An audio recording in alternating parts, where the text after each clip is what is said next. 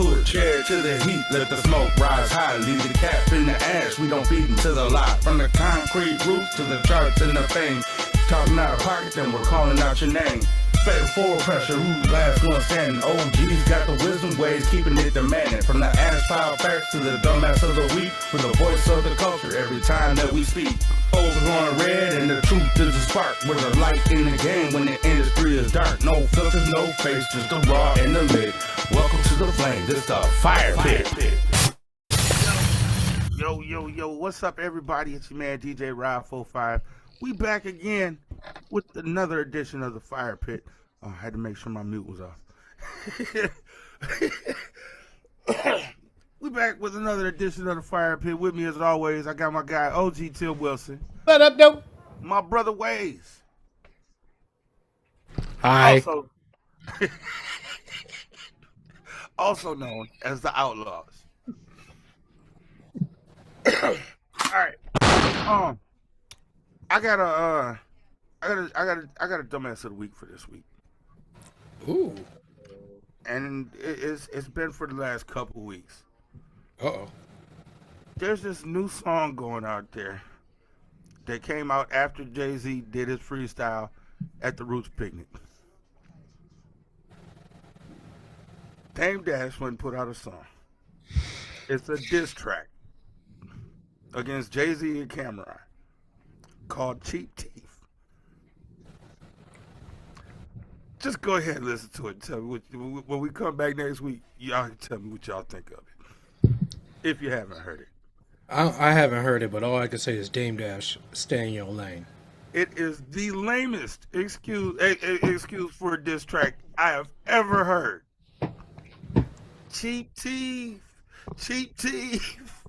It's like that's damn near the only thing he says in the whole song. Besides, your breath smell like cinnamon doo-doo. That's projecting. See, this is projection. Because they teeth ain't fall out there in the interview. Apparently, the teeth that fell out cost him $200,000 too. 200,000 pennies. Oh, they saw you coming. Right? And he thought it was a flex. My dentist got more Ferraris than your dentist. Yeah, that's because he got dummies like you. I was going to say, because he sold you some cheap teeth. For $200,000. But yeah, it's the worst diss track that I've ever heard. So I'm giving Dame Dash this week's dumbass of the week. Damn. He didn't even hesitate. He's like, forget the ash pile. Dame Dash. Wow. I mean, everybody likes to call me a hater. Dame Dash has to be the most hatingest person I've ever seen on this earth. Point blank. Well, yeah, his entire success was built around an individual that no longer needed him. Right? So, All right. Yeah. What was that? No, nothing. Oh. Nothing. Just moving on. All right. Damn flies back. Now, on the Fire Pit, we've been taking a trip around the country, different areas of hip-hop. This week, we're staying down south, and we're going to Atlanta.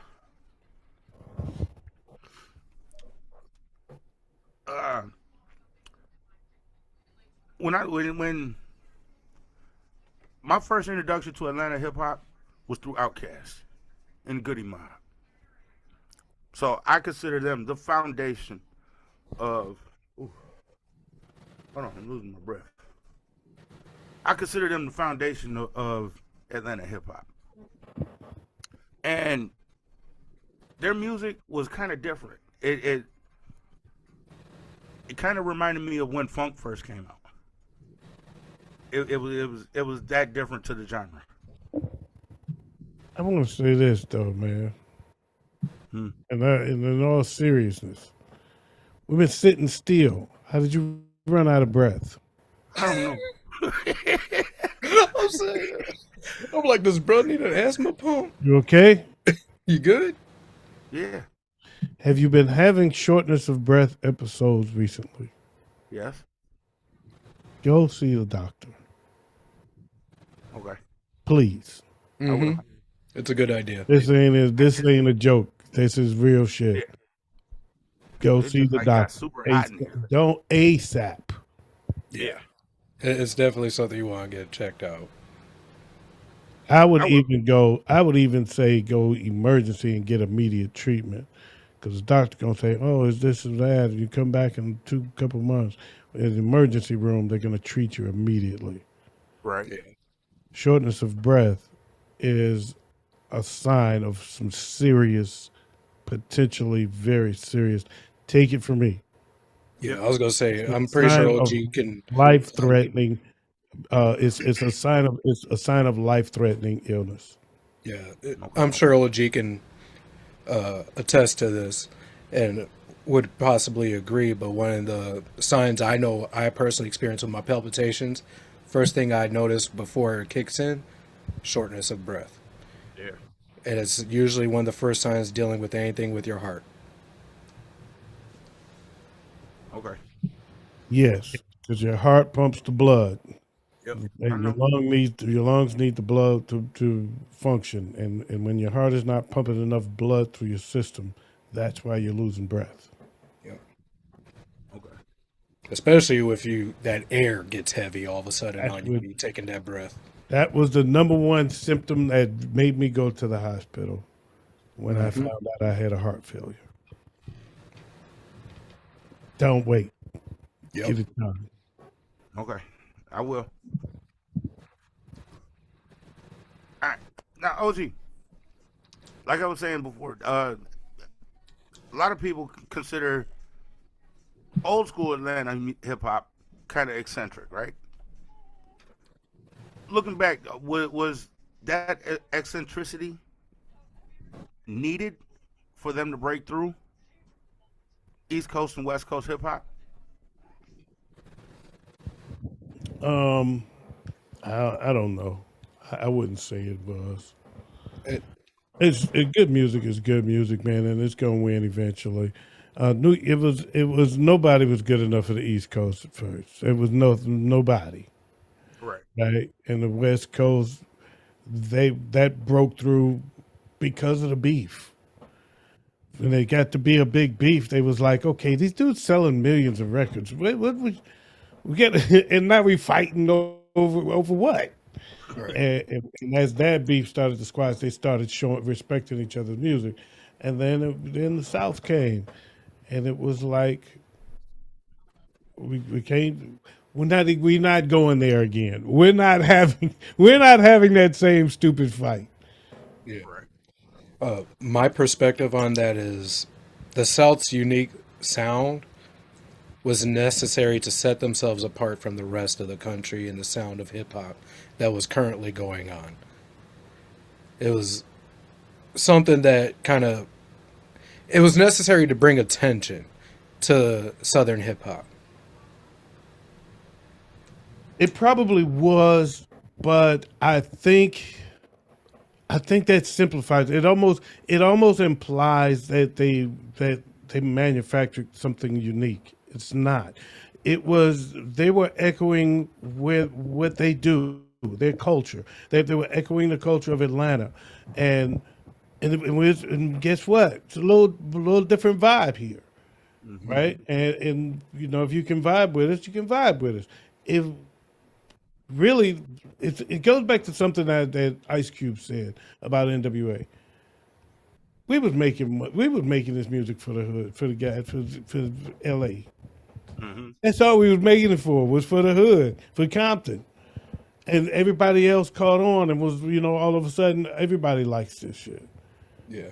And I think it was more of that, because the first Southern group to headline Madison Square Garden was Ghetto Boys. Hmm. 1 year after they got booed out the Apollo. They got booed at the Apollo, and they said, we're going to play Madison Square, because they were from the South Right. and New York wasn't having it. And there was such a shift in that 1 year time. 1 year later, Ghetto Boys was headlining Madison Square Garden. Oh wow.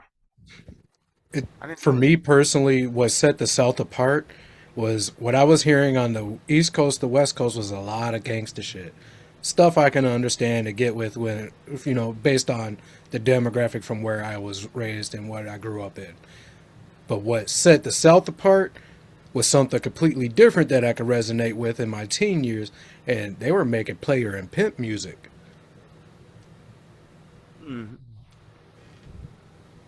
That brings me to your question, Ways. Now, Outkast has been considered the golden child of Atlanta. Hmm. They paved the way for the industry to tokenize different Southern artists. Now, did their massive success actually stifle the growth of the raw street artists that were actually pushing that, or did they pave the way for Atlanta to take over hip hop? I don't know if they paved the way for Atlanta to take over hip hop, but I will say they put artists in hip hop in a position where they had to talk more about street stuff, more than just street stuff. More than just what the gangs and what the street folk were doing. Now it brought about a change where, all right, but now we got to start talking about the bitches and hoes. You know what I mean? Not But that's Outkast still specifically, but Atlanta hip hop. that's still street stuff though. Oh, in a different sense, though. It's not the gang stuff anymore. Now this is, like I said, the pimp stuff. This is that, let me make my money tricking these women.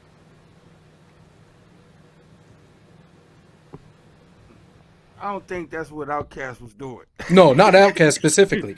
I don't Outkast think was that's what. I don't think that's Outkast what brought Goody to me, Outkast brought something different in the sense of we still doing hip hop, but we doing our own thing. We not going with the mold. We going against the grain, and that's what Outkast brought to hip hop for me. And it kind of forced everybody else to start going against the grain, doing something more unique, something more different, a different sound, a different way of verbiage, everything. Especially That's on where we 3000. that's where we part ways when you say it forced other people to do it. It's been people going against the grain for years and Yeah. decades before Outcast. It was a breath of fresh air, and it was something that was different. It was unique, um, and that's that they did bring to it. I don't think it forced creativity. I think creativity already was. I mean, hip hop in and of itself was creative. We were being introduced to a DJ representing the band, all the scratching and cutting. All that shit was. You got to think about how creative that is. That it created a genre. Yeah. Okay, so I don't think Outkast is responsible for creativity in hip hop. No. I'm not going to go there.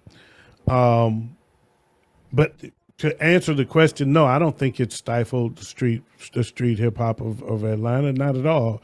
I mean, Jeezy came, got down there, was talking that street shit. Yeah. Not, I don't think so at all. But Atlanta is a different kind of place than some of the places that talk to gang. LA gonna talk gangster stuff because they got that gang culture heavily. But Atlanta also has a lot of black colleges, so there's a lot of black business people there. So there's a different type of little mix of people in Atlanta. So the vibe is a little different. So they got a little more to talk about. and see that's what I was thinking about with the way Outkast and the Goody Mob were, especially. They brought a street style, but they were doing conscious rap. They're doing, yeah. Another thing they were doing that I think goes under the radar is they were doing a different kind of fun in rap. They brought a different sort of fun to hip hop that made it so much more commercial when it came to fun in hip hop. I can agree with that totally. And that's water, by the way, if anybody wondering what I'm drinking.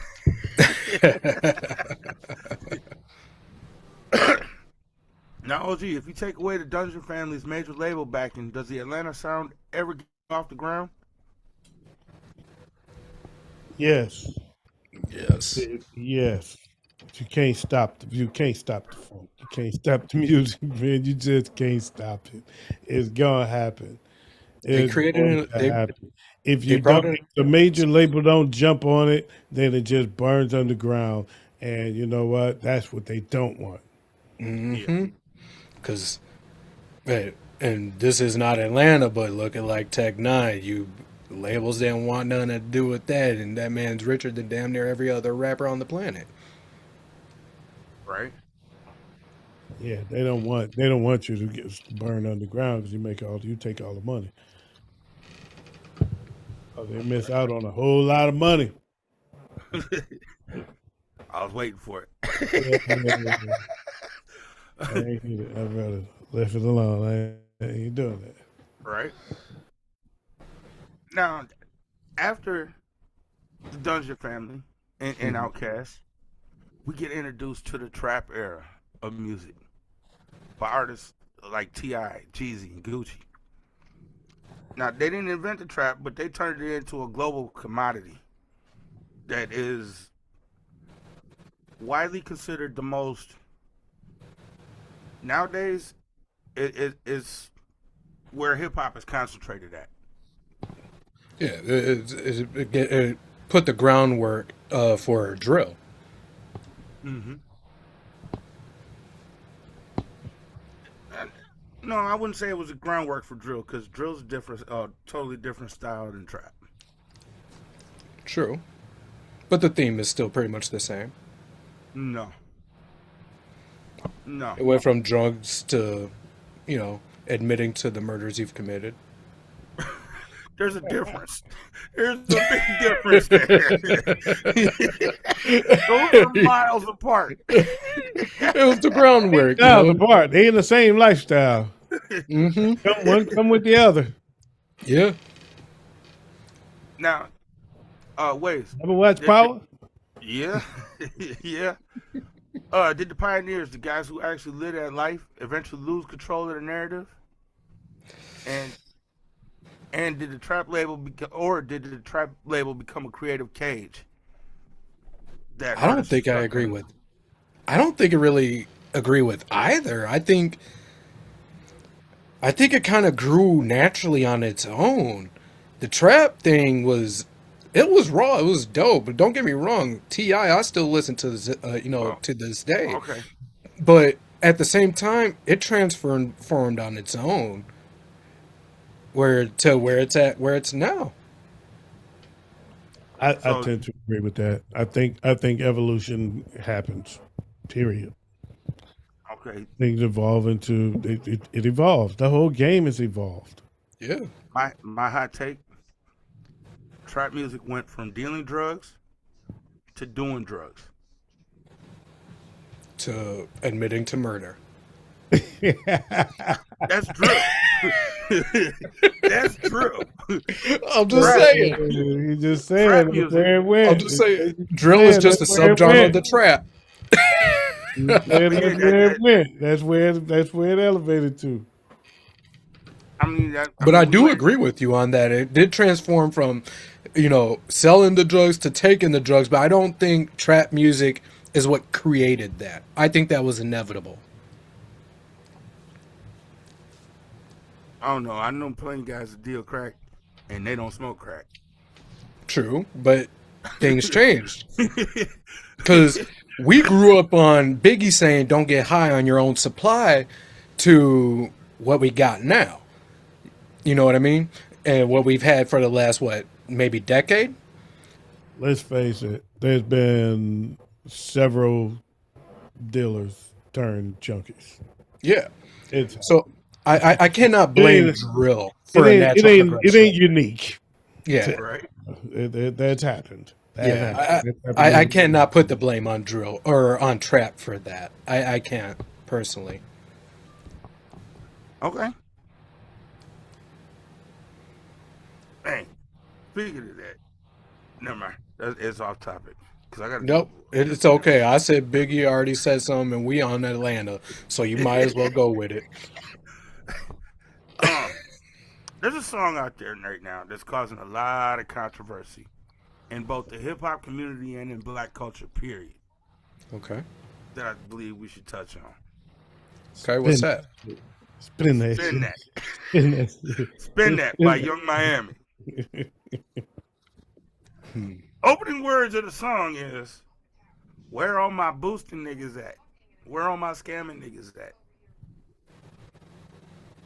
Okay. And Coming that niggas right ass. now, that's like the hottest song of the summer. Absolutely. Okay. And you know what? And you know what? The controversy is making it hotter. I'm Yeah, saying. And where is it really wrong? You don't. You mean to tell me you never bought Pelly Pell for $5 from some dude out of his trunk?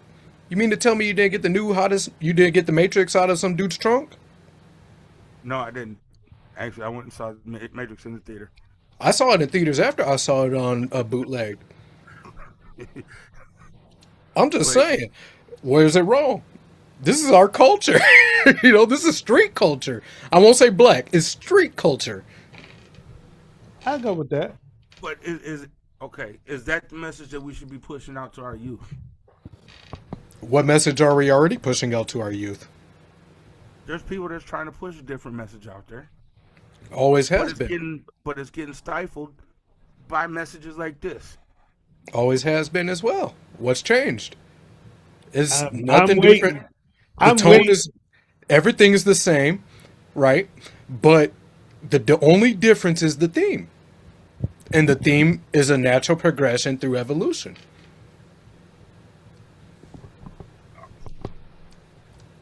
My thing is, it's not something that we should be proud of and we should be pushing out there. No. It's not a song that we should be getting behind. You know what though? You're being a hypocrite. No, I'm I not. was just gonna say, but we You just love '90s hip hop. How many people in '90s hip hop was talking about drugs, selling drugs? Uh, what else? What else? We got my neck, my back, my coochie head, my crack. You got all kind of Sure, stuff that in was the behind. '90s that was out there that you vibing with. A whole bunch of negative images that you vibing with. But guess what? And what's you know You were what? In the younger than you '90s, are right now, in and the you were '90s, I cool. was a teenager. I'm not a Exactly. teenager. exactly. Exactly. I had Here's the Exactly. thing. My experience. point. Current Exactly. music. Here's the thing we got to understand.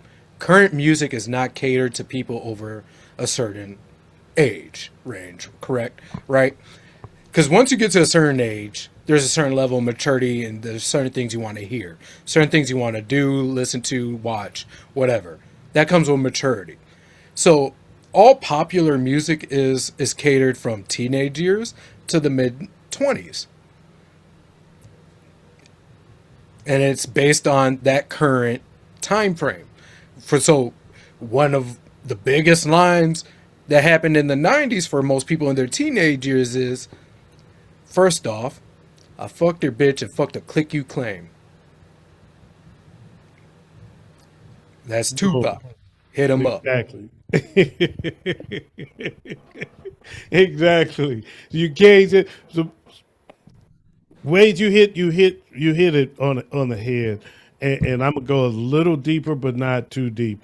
Now I don't remember all of the numbers because I've been out of radio a long time, but there's demographics, and they call them P1. Your P1 listeners for like the station that plays all the new music is like 18 to 24. That's your P1 listener, right? 25 to 34 is like your P2 because they still get into it. The thing is, once you get to a certain age, music is about memories, and it's also about singing along. And you get to a certain age, you're not really listening to what's coming out new. You got too much going on. You listen sometimes when you're in your car. That's about it. But you rather hear something you can sing along with because you ain't got time to learn this new shit. Kids do. They got time to learn this new shit. You don't. So you tend to hang on to what you know, and just roll with that. And now the new stuff don't make sense to you. But you can't let it be. You can't have tunnel vision and selective memory, and not remember that there was a lot of stuff that was hot with you in your day, that wasn't right either. But guess what? We're here. We're talking about. You're here to complain about what the kids listening to. You didn't, but you was listening to and it was people your age complaining about the shit the kids was listening to when you was a kid listening to it. Yep. Yeah. That, It exactly. goes. It's It keeps natural. the cycle never stops. The cycle continues. So let it go. Sometimes the cycle needs to be broken, though. Oh God! Especially when it's a cycle of destruction. It's not a God, cycle if it can be broken. you don't think it was cycle of destruction when they started selling crack in the streets and they started talking about Yeah, selling dope in the '90s, and it was people getting shot over heel figure jackets and all that yeah. stuff was Bro, going on. It was I can tell you for a fact, no, you didn't. You know why? Why? Here's the thing. This is how I know why.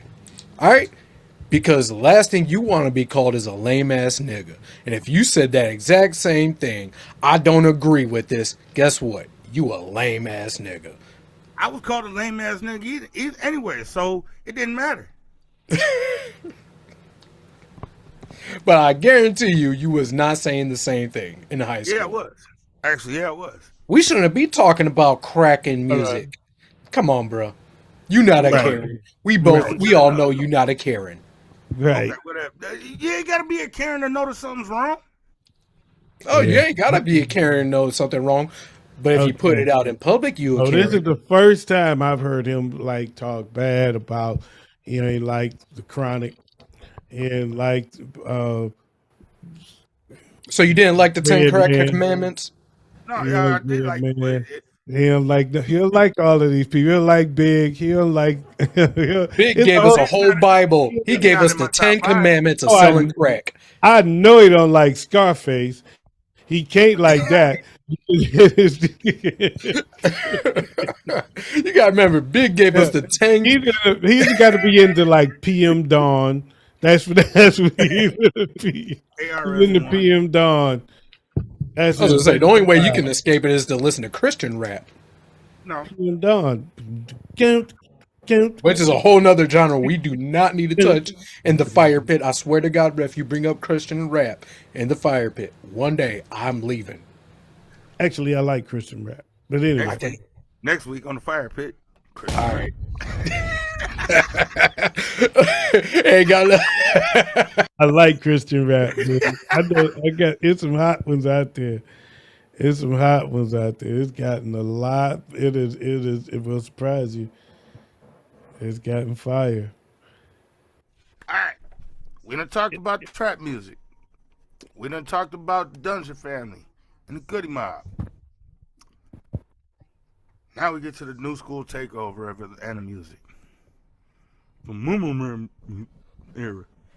the what? The mumble rap era. Mumble? You said moo moo. I'm thinking you talking about Medea. No, the mumble rap era. Where we got artists like this is the drug addict era of trap music. Migos, Future, and all of them. Okay. Now, let me say, as much as I can't say that I'm a Migos fan, they do make some good music. I will say, as much as I'm not a Migos fan, of course, I'm not a Migos hater. I will say they had a huge influence on the era. Yes. They had a huge influence on the era of music because everybody came out sounding like them. Migos. Everybody came out sounding like them for a while. I was just gonna say, yeah, and referring to an upcoming episode of the Waves verse, would you consider them era defining? Yes. Well, actually, that was the last. Oh, that's not out yet. You see what I did there? But yes, I would. Yes, I would consider them era defining, and they were on my list. They were on my list, my short list. But when you only got 5, Now, OG, would you consider that a natural evolution in hip hop, or would you call it the McDonaldization I think or the it's always. commercialization of hip hop? I think it's always the natural evolution of hip hop. Yeah, we can't You know, say commercialization because really that goes to the Sugar Hill Gang. Sugar Hill Gang is the start of the commercialization of hip hop. Period. facts Not of Atlanta hip hop. Oh, if Atlanta hip hop, that of goes hip to hop in Outkast. general. That's where it all started. Right. That was the first commercially successful rap song. But what I mean by the But I know what you mean. McDonaldization is the rinse repeat method of making songs and putting out music. No, I think it was natural evolution. There was, Atlanta's got a lot of talent, man. Like I said, they got a lot of there's a lot of black colleges there, so a lot of people actually went to school for music down there. I know a few guys, and they have some great producers there. Going back to, I ain't gonna mention his name, but we talked about another artist before who uses a lot of producers out of Atlanta as opposed to his hometown, where we don't really know any producers out of his hometown. But he uses producers out of Atlanta. But Atlanta has a lot of good, great talent in that realm because a lot of them went to school for it, Yeah. and that's that. So I mean, that's where the sound was bound to evolve towards wherever they took it. Yeah. I can They agree with that. they worked. It's their talent, man. They're creative guys. Yeah. There's when I think of Atlanta rap, right? Obviously you got Outkast, you got Goody Mob, you got, you know, everybody, even referring to the newer generation, Young Thug and them. But honestly, other than Outkast, there's another artist that I'm actually really surprised that you haven't mentioned that I think of when I think of Atlanta rap, and he's not even from Atlanta, and that's Luda. Luda is from Atlanta. That's not. Yeah. Yeah, He he's is? on. Yes. Yeah, either way, I'm But- still surprised you haven't it- brought him up because But he he don't wasn't like he Luda. before Ti. He don't like Luda. No, he was Ti was first, but Yeah, they was actually no. battling each other. He don't Okay. like. But yeah, he don't like Luda. I do like Luda. He don't like Luda. Because I'm sorry, but not many people can ride the beat like Luda does. I- That is oh, absolutely unique the way he rides the beat. he can ride some beats, man. I've seen him ride beats that wasn't supposed to be written. Yeah, between him and Outkast, man, they really put me on to Atlanta rap and honestly made me a fan of Atlanta rap. Yeah, I think Ti was the first to make me an Atlanta rap fan, and then I would go with Luda. Outkast were interesting to me always. I just liked them as a group, but it didn't really make me go back and want to hear more Atlanta music. But then I saw Goody Mob live and was like, oh, they different. They different. Favorite Goody Mob song. I was like, damn, different. Favorite Goody Mob song. Cell therapy. Wait. What'd you say, Roll-G? Cell therapy. I honestly can't think of a specific song because there's a lot of people where their music I know, but I can't tell you a song. You know what I mean? Well, mine is. They don't dance no more. They just, yeah, I like that. All they do is this. All they do is this. Yo, that's it. Yeah. Yo. So, all right, guys. When you look at the current Atlanta landscape, who do you guys think is actually breaking new ground, or who is just playing the hits to stay relevant? I don't know. All I know is Ti is hot. Man, T.I., he been. And yeah, you know what? When you speak current, and he just released that banger, I'm talking about banger of an album, I'm going to go with T.I. And you know who else is carrying that Atlanta sound right now? Beep, beep, baby. All right. That colonizer. I knew that was coming. I knew That that damn was coming. colonizer. I ain't gonna mention the names though. All right, guys. That brings us to y'all favorite part of the show.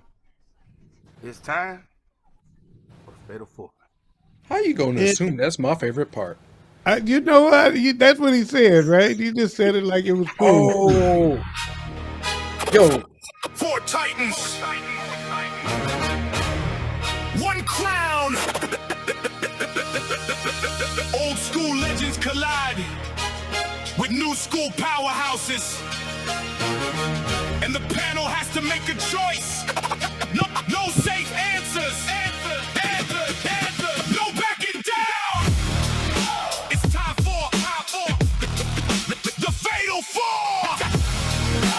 Who takes the throne?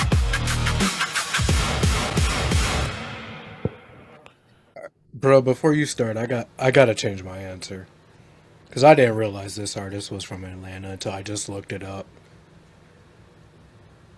And you can hate all you want. I'm cool with it. I ain't got, I keep my feelings in check. 21 Savage. Yeah, I knew he was in Atlanta. Yeah. I didn't realize he was ATL. Yeah, Man, ain't he from overseas too, though?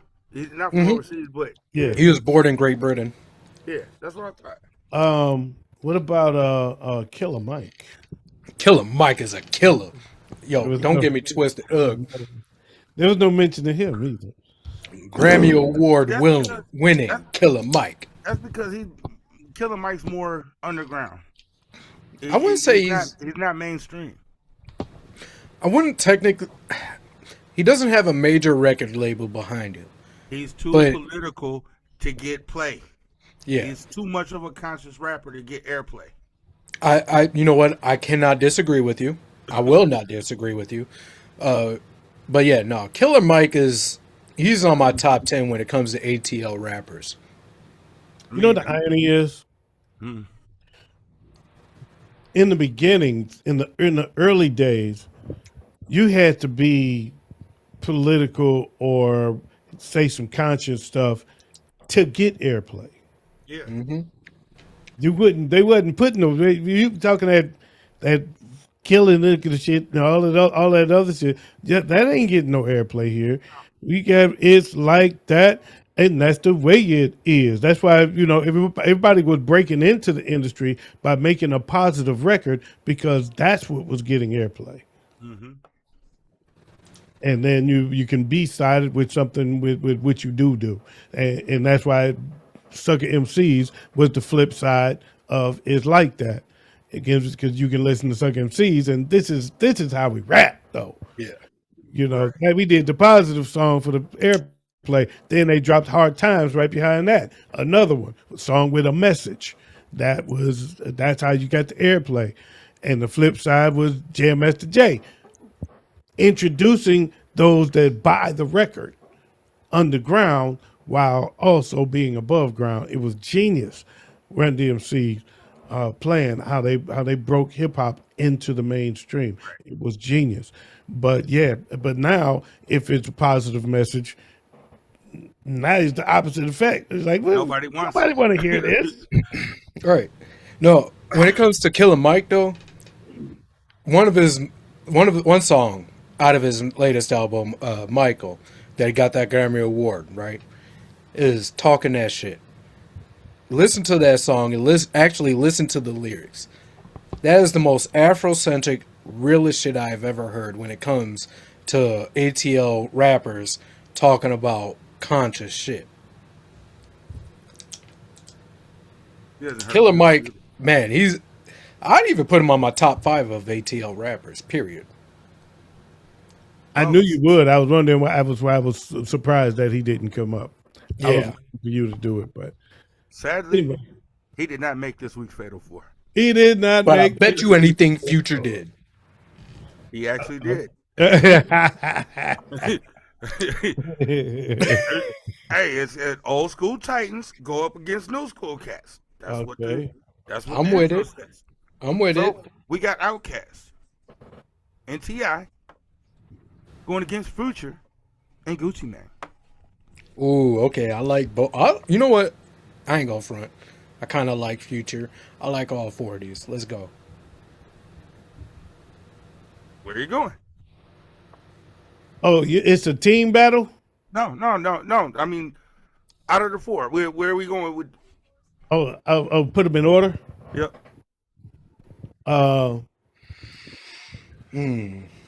Okay, hit me with them again. Outkast, Gucci Mane, Future, and T.I. I got T.I. as my one. I'm putting Outkast as my two. Future is my three, and Gucci Mane is four. See, I got a little inverse on that. I got Outkast at one, Ti at two, cause hustle music, and Future. You know what? No, I'm gonna go Gucci, cause he bring that more of that street to it than Future. So I'm gonna go Gucci and then Future. All right, I'm gonna do mine in reverse order because my number one is gonna end up being the winner. I'm going Gucci Mane, Future, T.I., and this week's winner of the Fatal Four is gonna be Outkast. Outkast. I ain't got no beef with that. You know, if it was really saying, okay, who's the winner? I agree. I agree. Outkast should have won. But for my personal take, I was more of a Ti. Ti was more of my speed. Right. All right. No, I understand that. Before we move on, y'all go ahead and move on. I got a hit to hit. Just put a pause on it real quick. I can't. He didn't hear. Oh, you, shit. Damn keep it. on going. But this week, what we got? This week in hip hop history? Yep. Let's go ahead with it. This week in hip hop history. Had to bring it up first. All right. Let's see. Birthdays. Birthday. July 11th, 1974. Little Kim was born. Oh, Lil' Kim. July 9th, 1969. Percy P was born. Percy P. I have no clue who that is. Me neither. But I'm glad he was born, Percy. July 7th, 1966. Chimodu was born. Chimodu. Don't know who that is either. I don't know who that is either, but I'm glad you were born, Chimo. July 7th, 1993, Capital Steez was born. Whoever Capital Steez. Congratulations for being born. And July 6th, 1975, Curtis Jackson, also known as 50 Cent, was born. Never heard of him either, but I'm glad he was born. Who was that? Curtis Jackson. Curtis Jackson. Yeah, You talking about 50 Cent? Some guy they call 50 Cent. We don't know who that is. You had to hear the rest. You had to be here, you had to be here. My bad, fellas. Happening and don't know what's happening. See, you coming in all late. They ain't got your story straight. Just let it go. Just go with it. But yeah, bro, we moved on to this week in hip hop history. Yeah. Hell yeah. So, July 12th, 2005, the soundtrack to this film was released. Ooh, 05. All right, that's graduation year for me. Soundtrack, hip hop related. Brown Sugar. No. Love and Basketball. Damn, you took my answer. Come on, man. Come on. Oh, hustle and flow. Hustle and Flow. Yes, July 12th, 2005, T.I.'s record label Grand Hustle Records released the soundtrack to the film Hustle and Flow. All right. Man, one of the greatest soundtracks ever. Yes. July 11th, 1997, this duo released their debut single. What was the year? 1997. The duo released their debut album in '97. Debut single. their debut single in '97. Duo. Crisscross. No, No. that was way before that. I 91, 92. Damn, I don't know. I can't do it. July 11, 1997, Timberland and Magoo. Ah, Let us know. Up jumps the boogie. Damn, he got you there, OG. No joke. And I mentioned Timberland and Magoo 50 times last week. I'm saying that's why you said that. July 10th, 1990. This artist released his self-titled debut album. 90. Self-titled in 90. Mm-hmm. And the only reason I'm bringing this one up is because it was on the list. Because I don't even know. I don't know. Richard the Great. Tragedy Gaddafi, formerly known as Intelligent Hoodlum, released his self-titled debut album July 10th, 1990. Well, if he was that intelligent, he would have actually got more traction. Wow. July I think you 9th, remember that. July 9th, 1991. This group released their fourth album. 91, fourth album. NWA. No. No, they broke up by then. Run DMC. Nope. The Ghetto Boys released their fourth album, We Can't Be Stopped. Okay. And that's one of the regrets. I watched an old interview recently of Bushwick Bill, and said he regrets taking that video. I mean, taking that picture for the album cover. He said it was one of the worst things he did. Why is that? He said it invited the devil into his life. Oh, That was an actual picture at the hospital when he had just shot himself or some shit like that. And he was that was a real picture of them in the hospital rushing them to emergency. Mm-hmm. It was actually real. July 8th, 1983. This group released their self-titled debut album. Run DMC. Ways, you better not say nothing about this. Houdini. Yeah, I was just about to say, if you said that, it's got to be Houdini. Houdini released their self-titled debut album July 8th, 1983. No, see. And see, y'all act like I hate Houdini. I You love did. Houdini's music. No. It was more of a matter of the question at hand on whether or not they could sell tickets today at a mass level. And I said no. Question at hand. No. That wasn't the question at all. Not at all. So you just let it go. You know what? You better shut your white mouth. I'm not kidding you. That's all I'm saying. I'm leaving it right there. It's going to live forever, but I don't care. I'm standing on my hill. Right there. Now, their debut album, so Escape came out in '84. The first one was the one with the haunted house. Okay, all right, never mind. I was about to question it. I was like, the album was called Escape, but that was their second album. That's right. That was because they had that haunted house or something like that. Okay, I might have to listen to that. I like haunted houses. July 8th. I live in one. July 8th, 2008. This artist released his third solo album. 2008? Yep. Ooh, solo. You just squashed my idea. His third solo album, Red Man. Nope. Method Man. 2008. Nope. Not Method Man either.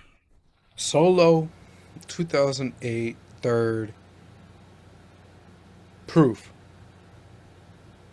Waze is not a bigger fan of this person as he claims to be. Killer Mike released his third solo album, I Pledge Allegiance to the Grind. Hold on, you act like I remember years. I can barely remember what year I was born. I have to put my name on a Post-it note on my night lamp so I can remember my name in the morning. Like, what the hell? Okay, he got you. July 8th, 2016. Ooh, This artist released his 4th studio album. 2016 4th. Future. No. It's not going to be an Atlanta artist, correct? Nope. That's what I figured. All right, 4th, 2008. You said what, 16? 2016. 2016. 7 years ago. Oh, shit. It's not 2022. Collard Greens. Collard Greens, Kendrick Lamar. What? No. Do you know Yeah, that he that's was- not a, do you know that that's not a Kendrick Lamar song? No, that's school. This is not Schoolboy Q, is it? Jill Scott. Schoolboy Q released his 4th studio album. It is Blank Schoolboy Page Q. LP. I had to think about it. Like, wait, that's a Schoolboy Q song with Kendrick on it. July 7th, 1987. This duo released their debut album. Oh shit! A Tribe Called Quest. This album is also the title of a movie.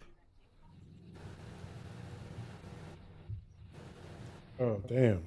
And it's a duo, Yep, a duo. so it can't be Eric B and Rakim. Just It is because. actually It Eric is B. and Eric B. and Rakim. Rakim because they was paid in full. Exactly. Yeah, dope ass movie, by the way. Check it out if you haven't.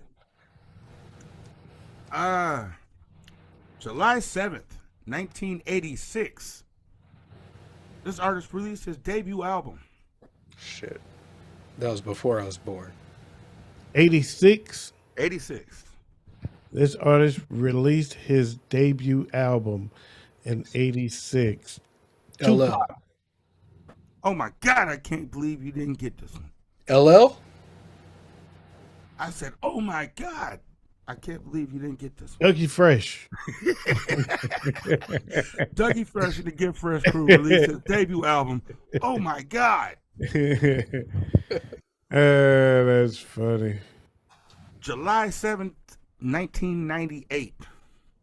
This artist released his debut album. 98. 98.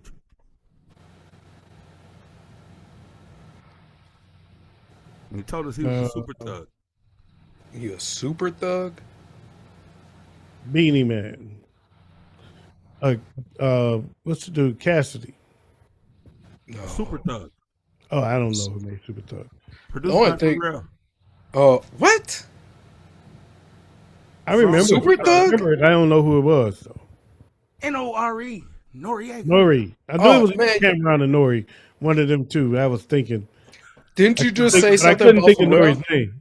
Yeah, Pharrell produced the song Super Yeah. Thug. he Okay. did. Yeah. You said Pharrell, I'm thrown off. Like, what the fuck you mean? Pharrell ain't never said anything about being a super thug.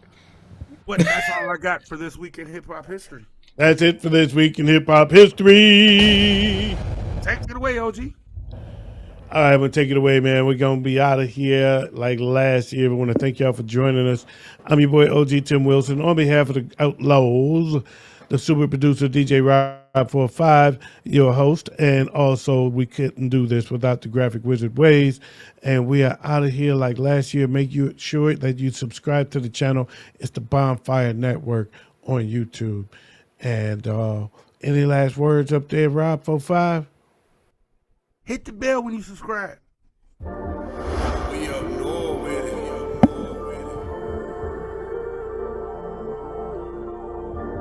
Stop what you doing right now. You not rocking with your boy DJ Ride 45. DJ Ride 45, we live, we on time, you know the vibe. I say every day we live, come have a hell of a time. DJ Ride 45, the fire pit is the vibe. I say every day we live, come have a hell of a time. DJ Ride 45, the fire pit is the vibe. I say every day we live, come have a hell of a time. DJ Ride 45, the fire pit is the vibe. I say every day we live, come have a hell of a time. DJ Ride 45, the fire pit is the vibe. Oh, and in case I don't see you, good afternoon, good evening. Every day we live.